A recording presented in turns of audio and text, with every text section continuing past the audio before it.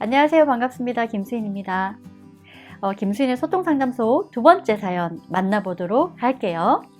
두 번째 사연은 우리 자몽구님께서 보내주셨습니다. 고맙습니다. 제가 자몽구님 사연도 한번 읽어보도록 할게요. 저는 친구와의 관계가 멀어지면 그걸 담담하게 받아들이기보다 내 잘못이라고 생각합니다. 저는 왜 저 자신을 못 살게 굴까요? 그리고 상대가 나를 버렸다라고만 생각하면서 저를 너무 고통스럽게 해요.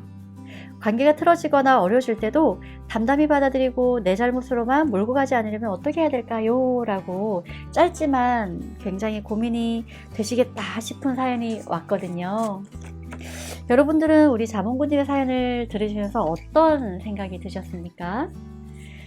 저는요, 여러분, 우리가 너무 좋은이라는 틀에 갇혀 있지 않나 하는 생각이 좀 들었어요. 좋은 관계, 좋은 사람이라는 거죠. 그러다 보니까 이 좋은 관계, 좋은 사람이란 틀에 갇히다 보면은요, 잡음이 없어야 되고 갈등이 없어야 되고 불편한 상황이 없어야 된다라고 생각해 버릴 때가 많아요. 무조건 받아들여야 된다라고 생각해 버릴 때가 많거든요. 뭔가가 관계가 좀 틀어지거나 어색해질 때는 굉장히 우리가 문제시 해버리는 경우가 많습니다. 그런데 여러분, 우리 한번 생각해 볼까요? 우리가 너무도 다른 두 사람이 만나서 관계를 맺는데요. 잡음 없고 탈 없고 갈등 없고 어떤 싸움이 없다는 게 과연 현실적으로 가능할까 싶거든요. 여러분들은 좀 어떠세요? 물론 그런 분들도 있을 수 있어요. 우리는 너무 잘 맞아서요. 우리는 싸운 적이 없습니다. 우리는 조율이 너무 잘 돼요. 할 수도 있겠지만 아직 제 주위에서는 보진 못했습니다. 그리고 제 생각에는요, 현실적으로 조금 그것은 건강한 관계가 아닐 수도 있겠다라는 생각이 들기도 하죠. 어떤 한쪽의 일방적인 희생이 따를지도 모른다는 생각이 드는데요. 그래서 어쩌면 저는 현실적으로 안 싸우는 방법을 배우는 것보다 건강하게 잘 싸우는 방법을 배우는 것이 훨씬 더 맞다라고 생각하는 편이에요. 우리가 관계를 하다 보면 이 조율해가는 단계에서요, 조금 삐걱대거나 삐뚤어지거나 혹은 어색해지는 것은 어쩌면 당연한 과정 중에 하나인 것 같습니다. 그런 과정을 잘 견뎌내고 잘 조율해 나갈 때 우리는 비로소 소통을 했다라고 할 수 있거든요. 그리고 어떻게 보면은요, 관계라는 것은 너무도 식상한 말이지만 만남이 있으면 헤어짐도 있을 수 있고요. 우리가 관계에 있어서 굉장히 적정한 거리가 중요하다라고 이야기하잖아요. 근데 적정한 거리는 한 번에 찾을 수는 없는 것 같아요. 그러다 보면 때로는 가까워지기도 하지만 멀어지기도 하고요. 멀어지기도 했지만 또 가까워지기도 합니다. 만나면 굉장히 늘 가까워져야 하고, 또 만남이 항상 지속돼야 된다, 이별은 없어야 된다라고 하는 그런 틀을 갖고 있으면은요, 상대가 혹여나 나와 조금 거리를 둔다라는 느낌이 들 때 우리는 이거 뭐지? 나랑 이별하려고 하는 거야? 그럼 난 어떻게 해야 되지? 라고 하면서 조바심을 내거나 마음의 공간을 줄여버리는 게 있어요. 그러면서 무조건적으로 자기가 수용을 하거나 희생을 하면서 이 관계를 유지해 가려고 하는 성향을 보일 때도 있거든요. 그렇거나 혹은 이 관계가 내가 원하는 방향대로 결과를 맺지 못하면 내 잘못이야 라고 받아들이고 자책을 해버릴 수도 있죠. 저는 그래서요, 꼬부기님께서 자몽구님께서요, 조금 이 내가 관계에 있어서 좋은 이라는 것에 대해서 다시 한번 정의를 가져보시는 시간을 추천드리고 싶어요.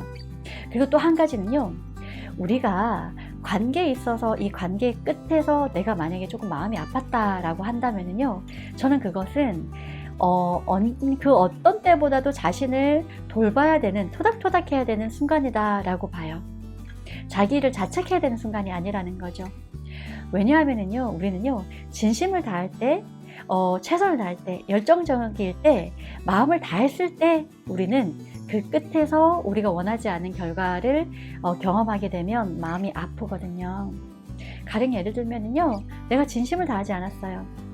최선을 다하지 않았고요. 마음의 열정을 다하지 않았어요. 그러면 그 결과가, 그게 만남이 됐든 일이 됐든 그 결과가 어떻게 됐든지 우리는 그렇게 연연하지 않습니다. 뭐 그러라 그래, 이럴 수도 있는 거죠.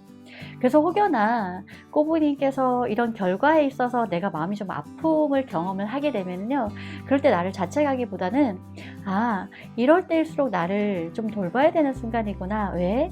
내가 최선을 다했기 때문에, 내가 진심을 다했기 때문에, 내가 마음을 다했기 때문이야. 그리고 나는 그럴 수 있는 사람이구나 라고 자신을 조금 토닥여주는 그런 시선으로 조금 바라봤으면 좋겠고요.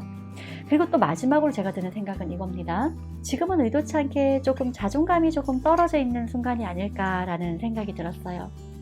왜냐하면요, 여러분, 자존감이라는 것은 이미 알고 계시겠지만 어떤 상황이나 환경에 따라서가 아니라 내 존재 자체로 나의 가치를 생각하고 소중하게 여기고, 그렇기 때문에 나를 돌볼 줄 아는 거거든요.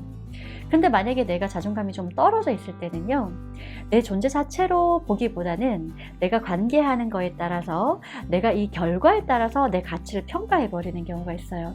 그러다 보니까 이 결과가, 관계가 원만하게 끝나지 않으면 거기에 따른 내 평가가 우리는 조금 이렇게 낮게 되겠죠. 그러면서 이런 부분에 있어서 나의 가치를 떨어뜨리거나 나에게 문제가 있다라고 보게 되면은요, 나를 자책할 수밖에 없고 소중하게 생각하지 않으니까 케어하지 않게, 돌보지 않게 되는 경우가 있을 수밖에 없어요.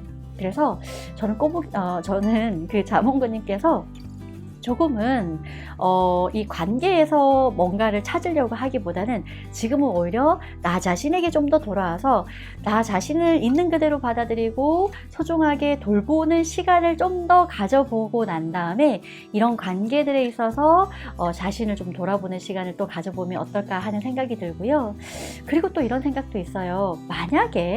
만약에 이 자몽구님의 이 만남의 이 결과가 늘 같은 패턴으로 끝이 난다라고 한다면 그것은 한 번쯤은 문제다라고 생각해 볼 수도 있다라는 거예요. 그래서 이것은 내 존재가 문제라기보다는요, 내가 하고 있는 어떠한 행위에 있어서, 만남을 이어가는 것에 있어서 내가 조금은 수정해야 될 부분이 있을지도 모른다라는 것을 한 번은 인식했으면 좋겠어요. 그래서 내가 그 만남을 좀 돌아보면서 자책하기 위해서 돌아본다기보다는 내가 어떻게 해서 이런 일이 벌어졌고, 그럼 앞으로 어떻게 해야 될지를 좀 알아차리기 위해서 돌아본다라는 관점으로 해보셨으면 좋겠고요. 또 이럴 때는 만약에 필요하다면 전문가의 도움을 받아서 정확한 피드백이나 정확한 코칭을 조금 받아보셔도 일정 부분 도움이 되지 않을까 하는 생각이 들기도 합니다. 그래서 자몽구님, 저는 이런 것 같아요. 만남이 우리에게는 참 중요하죠. 그렇지만 만남은 우리 삶의 과정일 뿐입니다. 우리가 경험하는 경험일 뿐이에요. 물론 이 경험을 우리는 성장하기도 하고요, 성숙하기도 하지만 이 만남이 우리를 대신할 만큼 같이 이렇게 기준을 보기는 좀 무리가 있지 않나 합니다. 그리고 우리 자몽구님은 굉장히 소중한 존재라는 말을 좀 해드리고 싶어요. 내 주변의 관계가 어떤 거랑은 상관없이 나 자체로 굉장히 소중하다라는 마음을 다시 한번 더 상기시켰으면 하는 바람의 말씀을 전달드리겠습니다. 네, 어떠셨나요? 두 번째 사연도 조금 도움이 되셨습니까? 그렇다면 여러분, 이제 마지막 사연으로 여러분들을 한번 만나보도록 하겠습니다. 세 번째 사연에서 다시 뵙겠습니다.